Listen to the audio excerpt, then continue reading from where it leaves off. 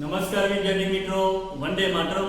ધોરણ 12 કોમર્સ વિષય નામાના મોટત્વો ભાગ 1, જેમાં આજના વિડિયોમાં આપણે સ્વાધ્યાયના કેટલાક દાખલાઓનો અભ્યાસ કરવા જઈ રહ્યા છીએ. વિદ્યાર્થી મિત્રો, સ્વાધ્યાયના અંદર ક્વેશ્ચન નંબર 3 ની અંદર આપણે પહેલો દાખલો જોઈએ તે પહેલા તમારે ઉપાર પર વ્યાજની ગણતરીના કેટલાક સૂત્રો છે એને બરાબર યાદ રાખવાનું છે અને સમજવાનું છે. બોર્ડ તરફ ધ્યાનથી જોતા રહેજો મિત્રો. ઉપાર પર વ્યાજ ગણવાનું સૂત્ર શું છે? તો ઉપાર પર વ્યાજ ગણવાનું સૂત્ર I બરાબર PRN/100. શું ઉપાર પર વ્યાજ ગણવાનું સૂત્ર કયું છે? I બરાબર PRN/100. તો જ્યાં P બરાબર શું લેવાનું છે? બહુ કાળજીપૂર્વક તમારે સમજવાનું છે મિત્રો કે P બરાબર પ્રિન્સિપલ એટલે શું? માસિક ઉપાડની રકમ. એકવાર ફરીથી રિપીટ કરીશ મિત્રો કે P બરાબર રકમ આપણે લેવાની છે. કઈ રકમ? ઉપાડની રકમ લેવાની છે. પરંતુ આ ઉપાડની રકમ કેવી લેવાની? માસિક ઉપાડની રકમ. જો દાખલામાં તમને વાર્ષિક ઉપાડની રકમ આપવામાં આવી હોય તો ત્યારે આ વાર્ષિક ઉપાડની રકમને આપણે માસિક ઉપાડની રકમમાં કન્વર્ટ કરવું પડશે. એટલે કે વાર્ષિક ઉપાડની જે રકમ છે તેને ભાગ્યા 12 વડે કરવું પડશે. તો તેનાથી આપણને માસિક ઉપાડની રકમ મળી જશે. ઓકે, આગળ R બરાબર રેટ ઓફ ઇન્ટરેસ્ટ એટલે કે વ્યાજનો દર. બરાબર, આગળ N બરાબર નંબર ઓફ યર્સ એટલે મુદત. હવે મુદત કેટલી લેવાની છે તે બહુ ધ્યાનથી જોજો મિત્રો કે નંબર ઓફ યર્સ મુદત કેટલી લેવાની છે? તો આપણે મુદત લેવાની છે 78/12 માસ અથવા 66/12 માસ. હવે 78/12 અથવા તો 66/12 માસ આ મુદત ક્યારે લેવાની અને શા માટે લેવાની એની ચર્ચા થોડી વારમાં આપણે કરીએ. બરાબર મિત્રો, I બરાબર ઇન્ટરેસ્ટ એટલે કે વ્યાજ. શાનું વ્યાજ? તો ઉપાર પર વ્યાજ ગણવાનું છે આપણે તે વ્યાજ. બરાબર, આ રીતે આ સૂત્ર પ્રમાણે મોડે કરવાનું છે અને સમજવાનું છે. આમાંથી બે વસ્તુ બહુ અગત્યની. એક, P બરાબર આપણે ઉપાડની રકમ લેવાની પણ કેવી? માત્ર માસિક એટલે 1 મહિનાની ઉપાડની રકમ. બરાબર, અને N બરાબર આપણે શું લેવાનું છે? મુદત આપણે બે લાવવાની થાય છે. કઈ? 78/12 માસ ને 66/12. તો બે માંથી એ મુદત ક્યારે આવે તે આપણે ખાસ સમજવાનું છે. એના માટે નોંધ છે. આ બંને નોંધ તમારે તમારી નોટબુકમાં હાંસિયામાં નોંધ કરી લેવાની થશે. બરાબર, કઈ નોંધ છે? જો દર માસની શરૂઆતમાં ઉપાડ કરે ત્યારે જો ભાગીદાર દર મહિનાની શરૂઆતમાં ઉપાડ કરે તો કેટલા લેવાના? 78/12 માસ લેવાના. આ વસ્તુને ખાસ યાદ રાખવાનું છે તમારે દરેક વિદ્યાર્થીએ કે 78/12 માસ N માં ક્યારે લેવાના? કે જ્યારે જો ભાગીદાર દ્વારા દર માસની શરૂઆતમાં ઉપાડ કરવામાં આવે એટલે કે દર મહિનાની પહેલી તારીખે ઉપાડ કરવામાં આવે તો ત્યારે 78/12 માસ લેવાનું છે. અને જો દર માસને અંતે ઉપાડ કરે તો કેટલા લેવાના છે? 66/12 માસ.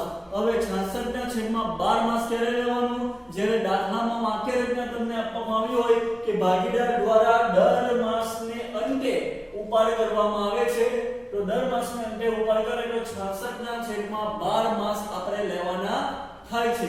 અને દર માસને અંતે એટલે શું? દર મહિનાની છેલ્લી તારીખે ઉપાડ કરે છે. બરાબર, તો ત્યારે 66/12. ઓકે, ક્લિયર બધાને હવે કે ક્યારે આપણે N બરાબર 78/12 લેવાના? શરૂઆતમાં ઉપાડ કરે ત્યારે.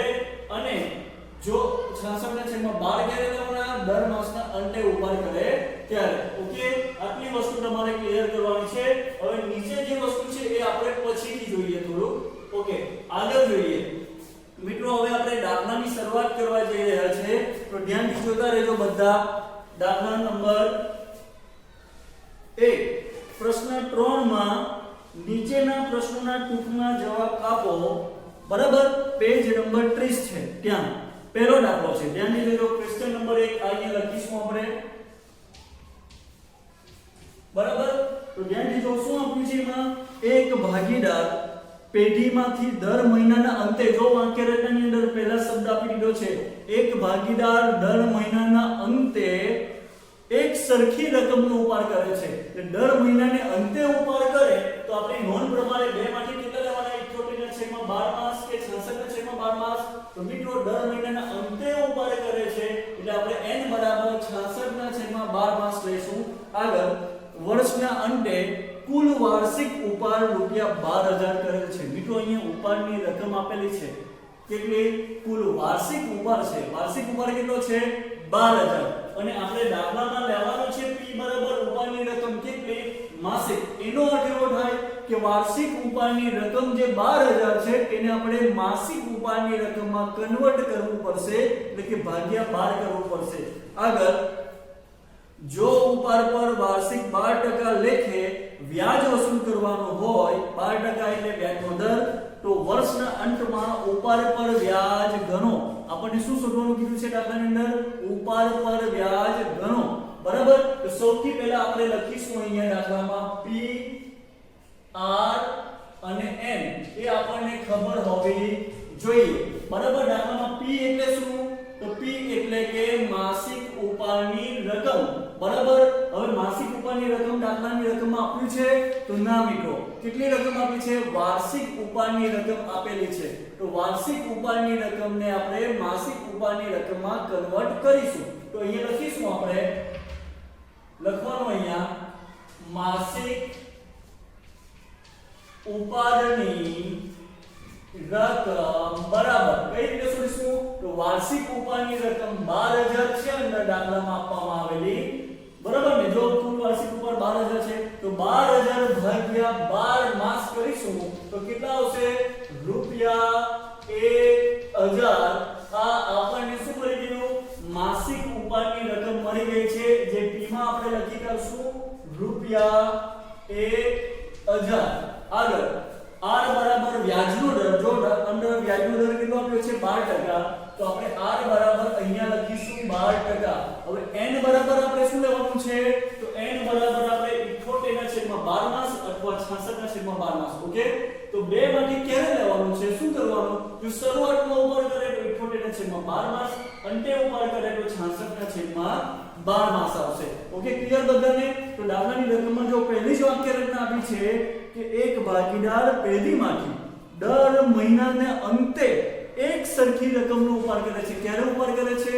દર મહિનાના અંતે. એટલે આપણે કેટલા લેશું? 66/12 માસ આપણે લેવા પડશે. બરાબર? આ રીતે આપણે શોધી કાઢ્યું છે. બરાબર? હવે શું શોધવાનું છે? ઉપાડ પર વ્યાજની રકમ શોધવાનું છે. જો અંતે શું કીધું છે? વર્ષના અંતમાં ઉપાડ પર વ્યાજ ગણો. તો એનું આપણે સૂત્ર લખીશું. અહીંયા શું સૂત્ર આવશે? I બરાબર PRN/100. PRN એટલે P ગુણ્યા R ગુણ્યા N કહેવાય મિત્રો. બરાબર? તો ધ્યાનથી જો P બરાબર કેટલા છે? તો P બરાબર માસિક ઉપાડની રકમ લેવાની, વાર્ષિક ઉપાડની રકમ નહીં. બરાબર? તો કેટલા છે? 1000 ગુણ્યા R એટલે વ્યાજનો દર. તો વ્યાજનો દર કેટલો છે? 12%. 12% એટલે કે 12/100. બરાબર? આગળ ગુણ્યા n બરાબર કેટલા લઈશું? જો 66/12. તો 66/12 લખશું. હવે તમારે આનું સાદું રૂપ તમારે બધાય આપવાનું થશે. મિત્રો સાદું રૂપ શું બનશે આનું? 1000 ગુણ્યા 12 ગુણ્યા 66 ભાગ્યા કેટલા થશે? 100 ગુણ્યા 12 એટલે 1200. ભાગ્યા 1200 કરશું તો તમને જવાબ મળશે. દરેક વિદ્યાર્થીએ કેલ્સી ની અંદર તમારે કરવાનું છે. કેટલા રૂપિયા આવશે મિત્રો? અહીંયા 660 રૂપિયા આવશે.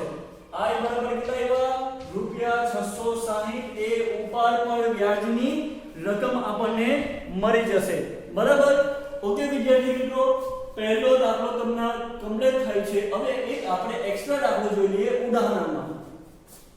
ઉદાહરણ 1. બરાબર? તો ધ્યાનથી જો પાછળ જોઈશું આપણે. હવે ઉદાહરણ 1 છે પેજ નંબર 14 ઉપર. હવે એની આખી રચના વાંચજો મિત્રો. શું આપ્યું છે? હિરલ દર મહિનાની શરૂઆતમાં, હવે શરૂઆતમાં છે એટલે આપણે કેટલા લઈશું? 78/12 માસ. ઓકે? ક્લિયર? જો અહીંયા આપણે અહીંયા PRN લખતા જઈશું. P R અને N. બરાબર ને? સાથે સાથે લખતા જઈશું. શું આપ્યું છે? હિરલ દર મહિનાની શરૂઆતમાં રૂપિયા 500 નો ઉપાડ કરે છે. દર મહિનાની શરૂઆતમાં મહિનાની શરૂઆત એટલે કે મહિનાનો ઉપાડ કેટલો છે 500 રૂપિયા, તો p બરાબર લખીશું રૂપિયા 500 બરાબર મહિનાનો ઉપાડ છે ધ્યાનથી માનજો શું છે દર મહિનાની શરૂઆતમાં રૂપિયા 500 નો ઉપાડ કરે છે જો ઉપાડ પર વાર્ષિક 10% લેખે વ્યાજ વસૂલ કરવાનું હોય કેટલા ટકા વ્યાજ 10% એટલે r બરાબર 10%. આગળ શું શોધવાનું છે કુલ વાર્ષિક ઉપાડ અને ઉપાડ પર વ્યાજ શું શોધવાનું છે કુલ વાર્ષિક ઉપાડ અને ઉપાડ પર વ્યાજ બે વસ્તુ છે મિત્રો શોધવાનું ઉપાડ પર વ્યાજ તો આપણે શોધીશું પણ કુલ વાર્ષિક ઉપાડ પણ શોધવાનો છે આપણને દાખલામાં માત્ર એક મહિનાનો માસિક ઉપાડ આપ્યો છે તો વાર્ષિક ઉપાડ કરવો હોય તો શું કરવું પડે ગુણ્યા 12 બરાબર તો સૌથી પહેલા આપણે અહીંયા n બરાબર લખી દઈશું ક્યારે ઉપાડ કરે છે શરૂઆતમાં એટલે 78/12 માસ ઓકે બે વસ્તુ શોધવાનું છે કુલ વાર્ષિક ઉપાડ તો અહીંયા લખીશું માટે કુલ વાર્ષિક ઉપાડ કેટલા થશે વાર્ષિક ઉપાડ કરવા હોય તો ગુણ્યા 12 કરવા પડશે અને માસિક ઉપાડ કરવો હોય તો ભાગ્યા 12 બરાબર તો 500 મહિનાનો ઉપાડ ગુણ્યા 12 એટલે 12 × 60 કરશું તો રૂપિયા 6000 એ આપણો વાર્ષિક ઉપાડ મળી ગયો છે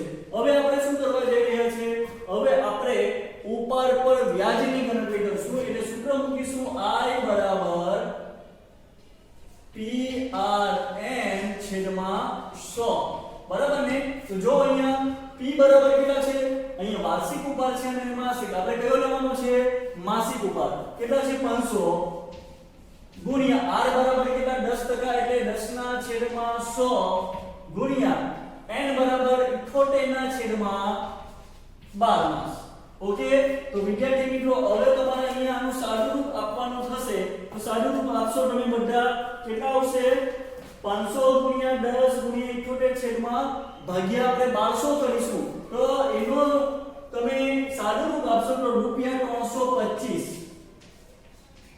કેટલા આવે છે રૂપિયા 325 આ ઉદાહરણ 1 આપણું કમ્પ્લીટ થાય છે આપણો પહેલો દાખલો તમને બધાને હવે આવડી જશે હવે ઘણા બધા વિદ્યાર્થીને અહીં પ્રશ્નો થાય છે કે સાહેબ અહીં n બરાબર 66/12 અહીં n બરાબર 78/12 માસ કેમ બરાબર તો ધ્યાન દેજો હવે તમારે એની ગણતરી તમને શીખવું છું કે શા માટે આવું થાય છે બરાબર તો ધ્યાન દેજો અહીં શું છે માસિક ઉપાડ પર વ્યાજની ગણતરીનો કોઠો આપણે બનાવવાનો છે તો ધ્યાન દેજો અહીં માસ લખીશું આપણે એક પહેલો માસ બીજો ત્રીજો ચોથો 5 6 ત્યારબાદ 7 8 9 10 11 અને 12 આવી રીતે કુલ 12 માસ આપણે અહીંયા કમ્પ્લીટ થાય છે બરાબર તો હવે વિદ્યાર્થી મિત્રો બાજુમાં 12 માસ એટલે આપણો 1 વર્ષ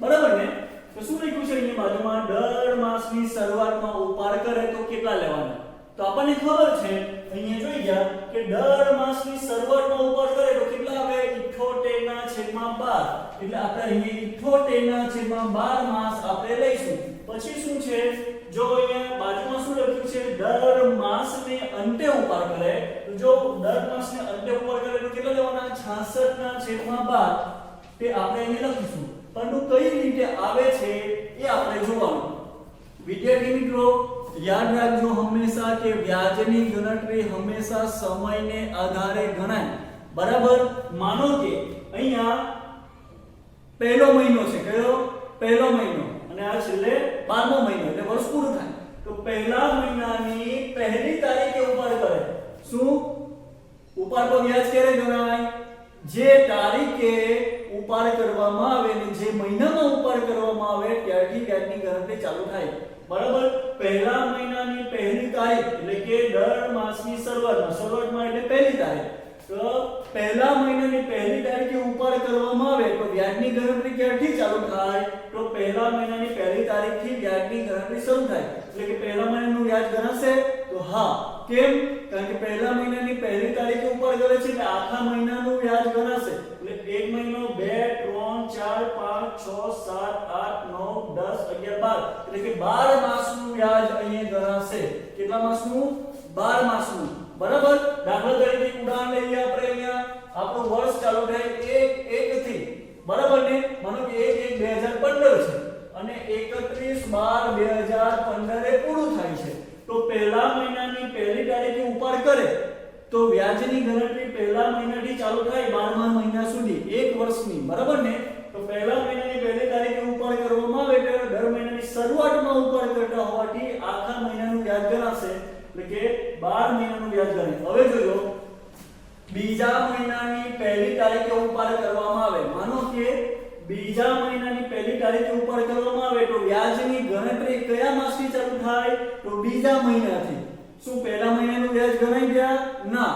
શા માટે ન ગણાય? કારણ કે બીજા મહિનામાં ઉપાડ કરીએ છે તો બીજા મહિનાની વ્યાજ ગણાય. પહેલા મહિનામાં આપણે ઉપાડ કર્યું નથી તો પહેલા મહિનાનું વ્યાજ ગણાશે નહીં. એટલે અહીંયા બીજા મહિનાની વ્યાજની ગણતરી ચાલુ થાય, બરાબર? તો 1 2 3 4 5 6 7 8 9 10 અને 11 માટે અહીંયા લખીશું 11 માસ. ઓકે, ક્લિયર બરાબર? આગળ ત્રીજા મહિનાની માનો કે પહેલી તારીખે ઉપાડ કરવામાં આવે તો વ્યાજની ગણતરી ક્યારથી ચાલુ થાય? તો ત્રીજા મહિનાની પહેલી તારીખ એટલે ત્રીજા મહિનાનું વ્યાજ ગણાશે, બરાબર ને? મહિનાની શરૂઆતમાં ઉપાડ કરે એટલે તો ત્રીજા મહિનાથી વ્યાજની ગણતરી શરૂ થશે, પણ પહેલા બીજા મહિનાનું વ્યાજ ગણાશે નહીં ગણાય, કારણ કે પહેલા બીજા મહિનામાં આપણે ઉપાડ કરતા નથી. કયા મહિનામાં ઉપાડ કરીએ છીએ? ત્રીજા મહિનાથી ઉપાડ કરીએ તો ત્રીજા મહિનાથી વ્યાજની ગણતરી ચાલુ થાય, એટલે કે 1 2 3 4 5 6 7 8 9 ને 10.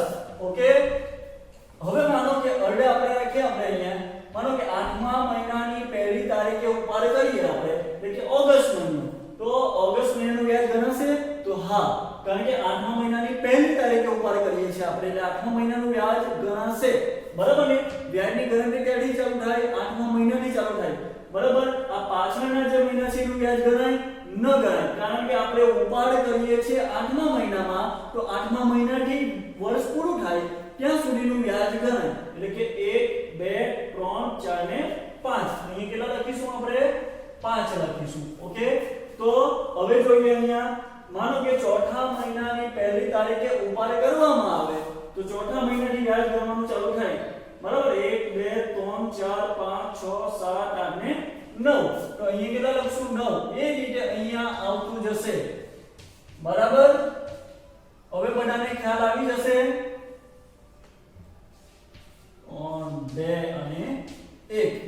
મિત્રો હવે આનો સરવાળો તમે કરશો તો કેટલો આવશે? 78, બરાબર? એટલા માટે આપણે દર મહિનાની શરૂઆતમાં ઉપાડ કરીએ તો કેટલા લઈએ છીએ? 78/12 માસ. હવે તમે ધ્યાનથી જોઓ તો હવે બાજુમાં છે દર માસને અંતે ઉપાડ. હવે દર માસને અંતે ઉપાડ એટલે શું મિત્રો? એ સમજવા જેવું છે. અહીંયા જો દર માસને અંતે ઉપાડ કરે તો કેટલા લઈએ છીએ આપણે? 66/12 માસ. પણ શા માટે? તો ધ્યાનથી જો બોર્ડ તરફ. માનો કે પહેલા મહિનાની છેલ્લી તારીખે એટલે કે અંતે ઉપાડ કરે. હવે વિચાર કરો કે પહેલા મહિનાની છેલ્લી તારીખે ઉપાડ કરે તો મહિનો તો પૂરો થઈ જવાનો, બરાબર ને? તો એ મહિનાનું વ્યાજ ગણાય? ન ગણાશે, બરાબર? સમજ પડે છે બધાને? પહેલા મહિનાની છેલ્લી તારીખે એટલે કે પહેલા મહિના અંતે ઉપાડ કરે, છેલ્લી તારીખે ઉપાડ કરે તો સ્વાભાવિક વસ્તુ છે કે મહિનો તો પૂરો થઈ ગયો, તો એ મહિનાનું વ્યાજ ગણાશે? ન ગણાય. તો ક્યારથી વ્યાજ ગણાશે? બીજા મહિનાથી, એટલે 1 2 3 4 5 6 7 8 9 10 ને 11. તો અહીંયા કેટલા લખીશું આપણે? 11. સમજ પડી ગઈ બધાને? કેટલા લખશું? 11. હવે માનો કે બીજા મહિનાના છેલ્લી તારીખ એટલે કે 28 તારીખે આપણે ઉપાડ કરીએ, બરાબર? તો 28 તારીખે ઉપાડ કરીએ બીજા મહિનામાં, તો પહેલા મહિનામાં વ્યાજ ગણાય? ન ગણાય. તો બીજા મહિનાની વ્યાજ ગણાશે, પરંતુ બીજા મહિનામાં પણ છેલ્લી તારીખે ઉપાડ કરીએ તો બીજા મહિનાનું વ્યાજ ગણાશે? ન ગણાય, કારણ કે છેલ્લી તારીખ છે, મહિનો પૂરો થઈ જાય તો બીજા મહિનાનું ત્યારે વ્યાજ ગણાશે નહીં. તો ક્યાંથી વ્યાજ ગણાય? આગળ 1 2 3 4 5 6 7 8 9 10. કેટલા આવશે અહીંયા? 10. ઓકે, સમજ પડે છે બધાને? આગળ જોઈશું. માનો કે 8મો મહિનો છે તો 8મા મહિનાની છેલ્લી તારીખે ઉપાડ કરીએ આપણે. કઈ?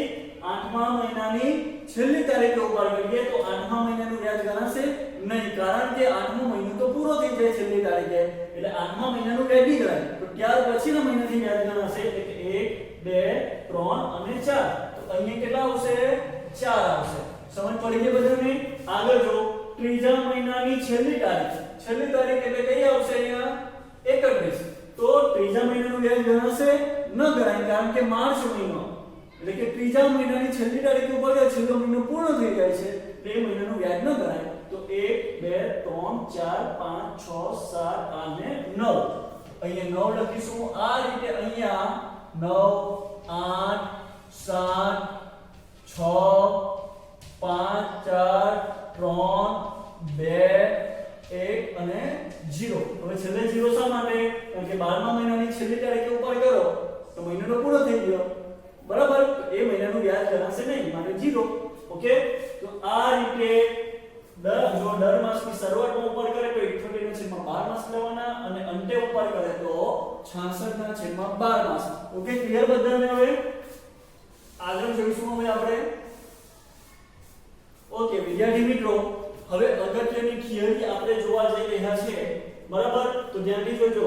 હવે એ અગત્યની થિયરી કઈ છે એ તમને બધાને આઈડિયા આવી જશે, બરાબર? અને એ થિયરી છે આપણે મેનેજર કે ભાગીદારને કમિશન ગણતરીના સૂત્ર આપણે ગણવાના છે. તો મેનેજર અથવા ભાગીદારને કમિશન આપવાનું. તો મેનેજરને કમિશન કોણ આપે? પેઢી આપશે. ભાગીદારને કમિશન કોણ આપે? તો પેઢી આપશે. એનો અર્થ એવો થાય કે પેઢી દ્વારા મેનેજર કે પેઢી દ્વારા મેનેજર કે પછી ભાગીદારને કમિશન આપવામાં આવે તો પેઢી માટે ખર્ચ કહેવાશે. સમજ પડે છે બધાને?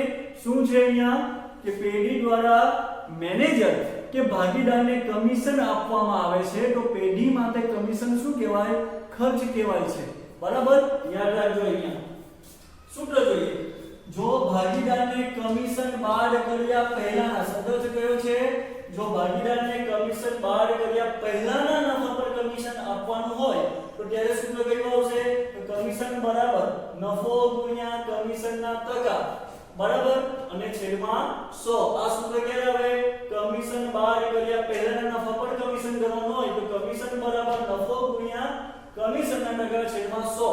પરંતુ જો ભાગીદારને કમિશન બાદ કર્યા પછીના નફા પર કમિશન કરવાનું હોય તો ત્યારે સૂત્ર શું આવે? કમિશન બરાબર નફો ગુણ્યા કમિશનના ટકા છેદમાં 100 કમિશનના ટકા. માનો કે પહેલું સૂત્ર છે, બરાબર? તો તેની અંદર માનો કે 10% કમિશન છે તો કેટલા આવશે? 10% કમિશન એટલે 10 ના છેદમાં 100. પણ બીજા સૂત્રમાં શું આવશે? 10% કમિશન એટલે 10 ના છેદમાં 110 થઈ જશે. કેમ? 100 10 એટલે 110 થઈ જાય. આ વસ્તુને ધ્યાનમાં તમારે રાખવું પડશે. ઓકે, હવે બીજી એક નોંધ પણ ત્યાં લખવા જેવી છે મિત્રો. અપવાદરૂપ કિસ્સામાં જ્યારે ભાગીદારનો નફામાં ભાગ આપી દેવામાં આવ્યો હોય, શું?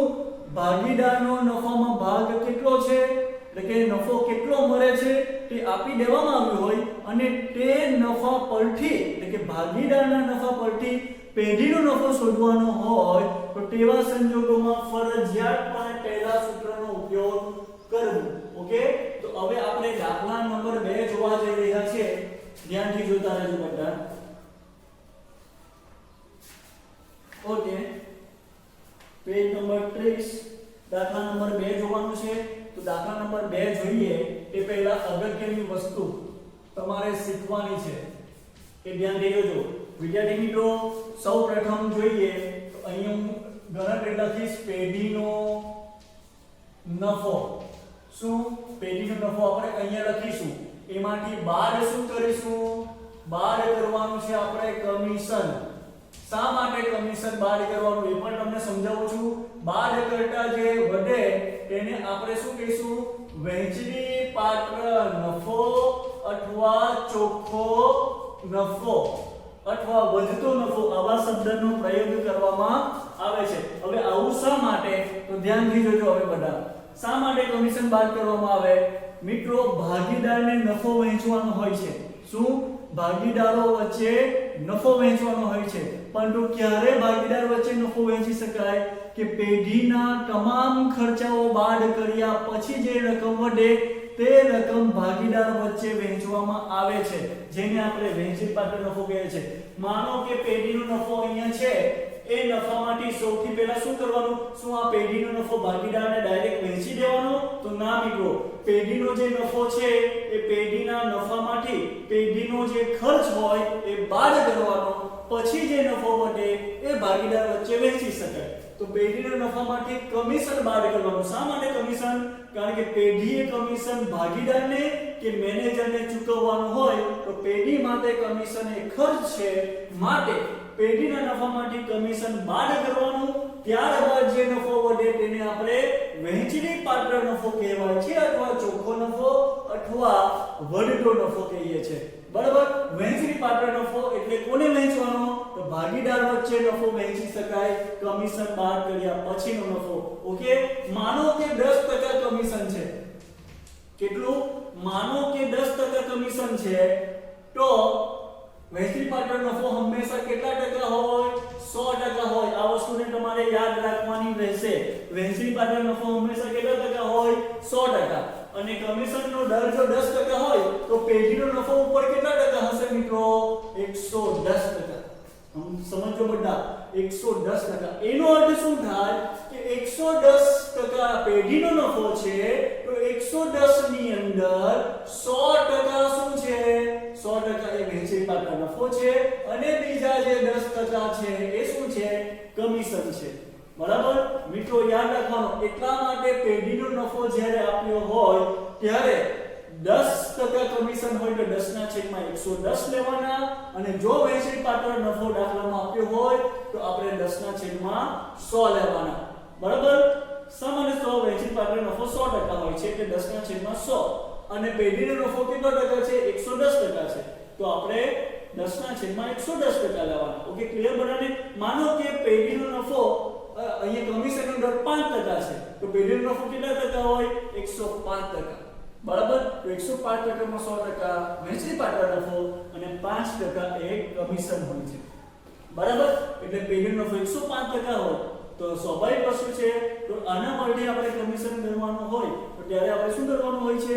5/105. ત્યારે પેઢીનો નફો હોય ત્યારે, અને વહેંચણી પાત્ર નફો હોય ત્યારે શું લેવાનું? 5/100. ઓકે, ક્લિયર બધાને? આગળ વધીશું આપણે હવે. ચલો જોઈએ આપણે હવે.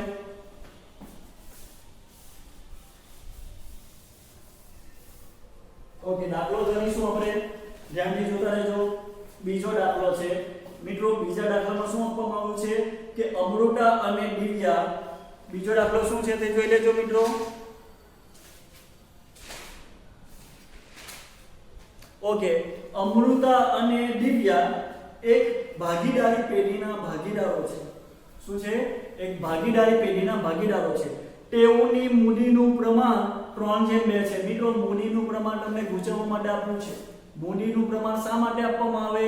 તો મૂડીને વહેંચવા માટે મૂડીનું પ્રમાણ હોય, તો નફાને વહેંચવા માટે શું હોય? નફા નુકસાનનું પ્રમાણ. અને નફા નુકસાનનું પ્રમાણ ન હોય તો શું? સરખે હિસ્સે નફા નુકસાન વહેંચે છે એવું સમજવું. ઓકે, આગળ જોઈએ. અમૃતા અને દિવ્યા એક ભાગીદારી પેઢીના ભાગીદારો છે. તેઓની મૂડીનું પ્રમાણ 3:2 છે. અમૃતાને તેનું કમિશન બાદ કર્યા પછીના ચોખ્ખા નફા પર 8% કમિશન આપવાનું છે. શું લખ્યું છે? તો અમૃતાને તેનું કમિશન બાદ કર્યા પછીના ચોખ્ખા નફા પર 8% કમિશન આપવાનું છે. જો વર્ષના અંતે પેઢીનો નફો 96,876 હોય તો અમૃતાને કુલ કેટલી રકમ મળે એ આપણે શોધવાનું છે. મિત્રો, તમને વધુ સમજણ પડે તેના માટે એક અગત્યની વાક્ય રચના છે, એ બોર્ડ ઉપર હું લખું છું. એ માટે લખવા પડતું છે, તમારે ધ્યાનમાં રાખવાનું નથી. દાખલો કરે ત્યારે લખવાનું નથી. અને એ વાક્ય રચના હું લખું છું, જોતા રહેજો બધા. કઈ વાક્ય રચના છે? અહીંયા લખું છું, અમૃતાને તેનું કમિશન બાદ કર્યા, ઓકે, કમિશન બાદ કર્યા પછીના ચોખ્ખા નફા પર 8% કેટલું? 8% કમિશન આપવાનું છે. ઓકે વિદ્યાર્થી મિત્રો, આ વાક્ય રચના માત્ર તમને સમજાય એના માટે લખ્યું છે. તમારે દાખલો ગણતી વખતે લખવાનું નથી. બરાબર? હવે ધ્યાનથી જો, અહીંયા કમિશનનો દર દાખલામાં કેટલો આપ્યો છે 8%. તો અહીંયા હું લખીશ જોજો કમિશન છે 8%. વહેંચણી પાત્ર નફો કેટલા ટકા હોય તો 100%. બરાબર. તો પેઢીનો નફો કેટલા ટકા હોય 108%. બરાબર. તો આપણને દાખલાની અંદર પેઢીનો નફો આપ્યો છે કે વહેંચણી પાત્ર નફો આપ્યો છે વાંચો બધા. તો જો અંદર લખ્યો છે વર્ષના અંતે પેઢીનો નફો 96876 છે. કેટલો છે તો અહીંયા પેઢીનો નફો હું લખીશ 96876. બરાબર. શું લખ્યું છે 96876 એ પેઢીનો નફો છે. એનો અર્થ એવો થાય કે આ 96876 રૂપિયા જે પેઢીનો નફો છે એ કેટલા ટકા પ્રમાણેનો છે 108% પ્રમાણેનો છે. એટલે 108% પ્રમાણેનો છે તો એનો મતલબ કે એમાં 100% વહેંચણી પાત્ર નફો પણ છે અને બીજો 8% કમિશન પણ આમાં છુપાયેલું છે. માટે આપણે આ નફો પર કમિશન ગણવાનું હોય તો 8/108 લેવા પડશે. પરંતુ જો આ નફો આપ્યો હોત તો આપણે શું લેતે 8/100 લેતે. પણ જો અહીંયા વાક્ય રચના વાંચો અમૃતાને તેનું કમિશન બાદ કર્યા પછીના ચોખ્ખા નફા પર 8% કમિશન આપવાનું છે. કયા નફા પર વિદ્યાર્થી મિત્રો વાક્ય રચના ધ્યાનથી સમજો. ચોખ્ખા નફા પર 8% કમિશન આપવાનું છે. શું ચોખ્ખો નફો આપણને આપ્યો છે ના.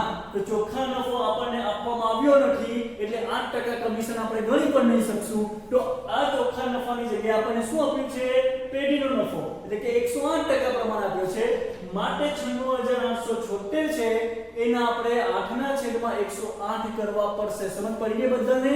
ઓકે. હવે આપણે અહીંયા લખીશું કોનું કમિશન શોધવાનું છે આપણે. તો અહીંયા લખેલું છે જો વાંચો શું લખ્યું છે કે અમૃતાને તેનું કમિશન આપવાનું છે. કોને? અમૃતાને. લખીશું અહીંયા અમૃતાનું કમિશન. ઓકે. અમૃતાનું કમિશન કેટલું તો સાની પર કમિશન દેવાનું પેઢીના નફા ઉપર. તો પેઢીનો નફો છે આપણો 96876 ગુણ્યા કેટલો કમિશનનો દર છે? કેટલો કમિશનનો દર છે 8%. બરાબર. તો 8% કોની પર કરવાના? ચોખ્ખા નફાના 8% કરવાના છે. પણ ચોખ્ખો નફો આપણને આપ્યો નથી એટલે 8/100 આપણે લખી નહીં શકશું. બરાબર ને? તો એની જગ્યાએ ચોખ્ખા નફાની જગ્યાએ પેઢીનો નફો આપ્યો છે એ 108% છે. તો આપણે અહીંયા 8/108% લખીશું. બરાબર. તો કેટલા ટકા આવશે? કેટલી રકમ આવશે અમૃતાનું કમિશન? તમારે બધાએ કેલ્સી લઈને ગણતરી કરવાની છે. તો 60176 આવશે. કેટલા? 60176 આવશે આ અમૃતાનું કમિશન. હવે વાંચો તમે આગળ શું કીધું છે મિત્રો. દાખલામાં એવું કીધું છે કે જો વર્ષના અંતે પેઢીનો નફો 96876 હોય તો અમૃતાને કુલ કેટલી રકમ મળે? કુલ કેટલી રકમ એટલે શું? કમિશન તો મળે છે, બીજું શું મળશે તો પેઢીના નફામાંથી ભાગ મળશે. બરાબર ને? અહીંયા આ નફો મળે. આ શું લખ્યું છે? વહેંચણી પાત્ર નફો એટલે ભાગીદારને વહેંચવા માટેનો નફો. તો એ નફો આપણને હવે મળી શકે તો હા. કારણ શું? તો જો અહીંયા કમિશન મળી ગયું છે તો 8% પ્રમાણે કમિશન અહીંયા લખીએ પેઢીના નફામાંથી 60176 લખીએ તો પેઢીના નફામાંથી કમિશન બાદ કરશું તો આપણને જે અહીંયા મળે છે નફો એને વહેંચણી પાત્ર નફો કહેવાય. એ ભાગીદાર વચ્ચે નફો વહેંચવાનો હોય છે તો અમૃતાને પણ નફામાં ભાગ મળશે. તો આપણે નફામાં ભાગ શોધશું એનો. બરાબર. તો અહીંયા લખીશું તો કેટલો વહેંચણી પાત્ર નફો છે એ શોધીએ આપણે. અહીંયા સૌથી પહેલા અહીંયા લખીશું પેઢીનો નફો 96876 બાદ શું કરવાનું છે? કમિશન. કેટલા છે કમિશનના? 60176. બરાબર. તો 96876 છે એમાંથી તમારે કમિશન બાદ કરશો તો 89700 આવશે. કેટલા? 89700. આ શું મળે આપણને? જો પેઢીનો નફો ઉપર લખ્યો છે પછી કમિશન લખ્યું છે બાદ કરતા આપણને જે મળે તેને શું કહેવાય? વહેંચણી પાત્ર નફો. વહેંચણી પાત્ર નફો. બરાબર. આ નફો કોની વચ્ચે વહેંચી શકાય? ભાગીદાર વચ્ચે. તો કોને નફો આપવાનો છે? જો અમૃતાને. બરાબર ને? તો હવે આ વહેંચણી પાત્ર નફામાંથી અમૃતાને કેટલો નફો મળે એ શોધી કાઢીએ. તો લખીશું માટે અમૃતાને નફામાં મળતો ભાગ કેટલો? 89700 છે એમાં અમૃત અને નફામાં ભાગ આપો. મિત્રો નફો હંમેશા નફા નુકસાનના પ્રમાણમાં હોય છે. શું દાખલામાં તમને નફા નુકસાનનું પ્રમાણ આપ્યું છે? ના, મૂડીનું પ્રમાણ આપ્યું છે. મૂડીનું પ્રમાણ એ મૂડી વહેંચવા માટે હોય છે, નફો વહેંચવા માટે નહીં. બરાબર? તો અહીં નફો વહેંચવા માટે નફા નુકસાનનું પ્રમાણ સૂચનાની ગેરહાજરીમાં દાખલામાં ન આપ્યું હોય તો કેટલું કરવાનું? સરખી હિસ્સે. સરખી હિસ્સે એટલે ભાગીદાર કેટલા છે? અહીંયા જો બે ભાગીદાર છે એટલે 1:1 ગણવાનું. 3 હોય તો 1:1 ગણવું. 4 હોય તો 1:1 ગણવાનું રહે. તો 2 છે એટલે આપણે 1:1 કરીશું.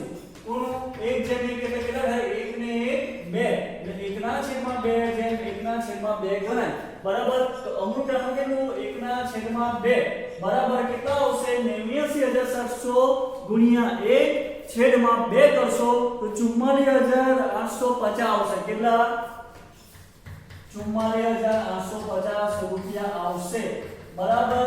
હવે જો અહીંયા શું કીધું છે લાસ્ટમાં કે અમૃતાને કુલ કેટલી રકમ મળે? કુલ કેટલી એટલે શું? તો અમૃતાને કમિશન પણ મળે છે અને નફાનો ભાગ, બે વસ્તુ મળે. તો હવે આપણે શોધીશું. માટે અમૃતાને મળતી કુલ રકમ બરાબર કેટલી? તો નફો છે 44850 રૂપિયા અને કમિશન છે 7176 રૂપિયા. તો બંનેનો સરવાળો તમે કરશો તો 52026 આવશે. રૂપિયા 52026. તો આ અમૃતાને મળતી કુલ રકમ છે. આવી રીતે દાખલો ગણવાનો. વિદ્યાર્થી મિત્રો, આવો દાખલો એક ઉદાહરણમાં આપ્યો છે. આશા રાખું એ ઉદાહરણ નથી ગણાવતો, કારણ કે આશા રાખું તમને આવડી જ જશે. હવે તો આપણે ઉદાહરણ નંબર 2 જે આના જેવું છે એ તમારે જાતે કરવાનું થશે. અને નવનીતમાં સ્વ અધ્યયનમાં પાછળના ભાગે દાખલા એક્સ્ટ્રા આપવામાં આવ્યા છે, જેમાં પણ આવા દાખલા છે તે તમારે કરી રાખવાના રહેશે. બરાબર?